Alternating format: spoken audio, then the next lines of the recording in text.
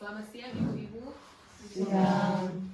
Jadi saat ini orang lagi akan belajar mengenai mengelola keuangan keluarga yang memang untuk materi ini orang so belajar di minggu-minggu yang lalu. Jadi ibu-ibu masih ingat untuk materi di minggu yang lalu?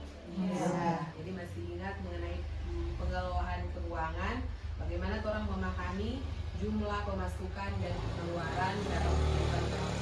Dan saat ini untuk materi selanjutnya yang akan kita pelajari di saat ini yaitu bagaimana orang akan menyusun anggaran.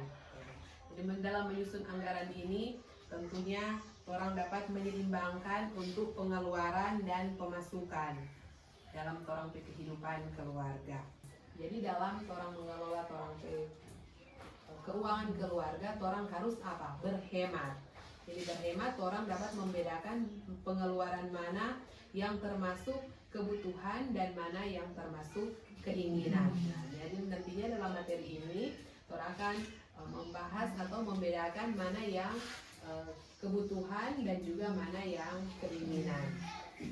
Nah, ibu-ibu, apakah ibu-ibu tahu itu kebutuhan yang bagaimana, yang keinginan bagaimana? Pembelanjaan untuk makanan yang harus dipenuhi. Jadi kebutuhan harus dipenuhi. Kalau keinginan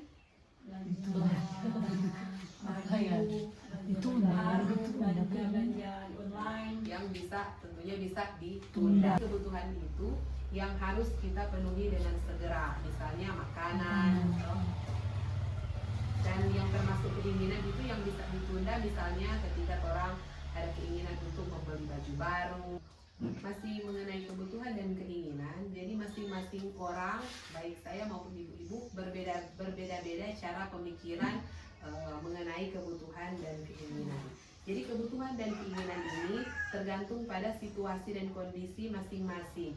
Jadi kebutuhan seseorang belum tentu merupakan juga kebutuhan bagi orang lain. Ini bayar listrik termasuk kebutuhan atau keinginan. Selanjutnya, uang jajan termasuk kebutuhan atau keinginan? Selanjutnya, rokok termasuk kebutuhan atau keinginan?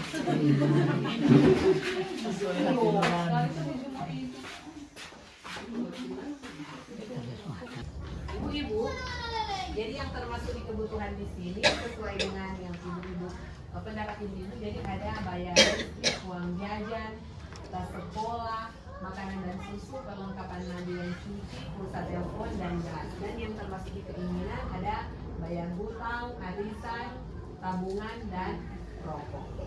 Ibu-ibu, jadi agar pengeluaran dapat seimbang dengan pemasukan, maka kita harus mengurangi, menunda atau membatalkan pengeluaran yang termasuk keinginan. Jadi seperti yang ibu-ibu centang-centang tadi, ya, kita akan menyusun anggaran bulanan keluarga untuk mengupayakan agar pengeluaran seimbang dengan pemasukan. Nah, kita akan datang di flip chart. Orang lihat di flip chart yang ini mengenai anggaran bulanan keluarga. Jadi ibu-ibu masih ingat tentang cerita dari Ibu Lili dan Bapak Rusli yang pernah ditonton dalam video sebelumnya? Jadi ini kita akan menyusun anggaran bulanan keluarga dari keluarga Bapak Rusli dan Ibu Rusli. Jadi berapa dorong pendapatan per bulan?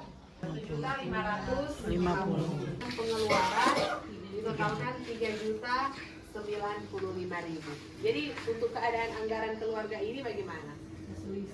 Jadi pengeluaran lebih besar daripada pendapatan. Nah, saat ini karena orang melihat dengan kondisi pengeluaran lebih besar daripada pendapatan, item-item mana yang sebenarnya perlu untuk dikurangi dalam keluarga ini?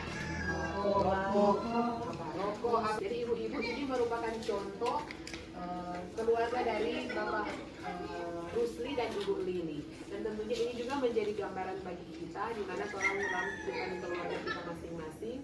Orang harus menyusun anggaran bulanan keluarga. Jadi ibu-ibu, orang harus bijak dalam merencanakan keuangan keluarga. Jadi sebisanya kita harus membuat rencana anggaran dalam sebulan. Memang ada item-item yang memang dalam sebulan itu tidak terduga.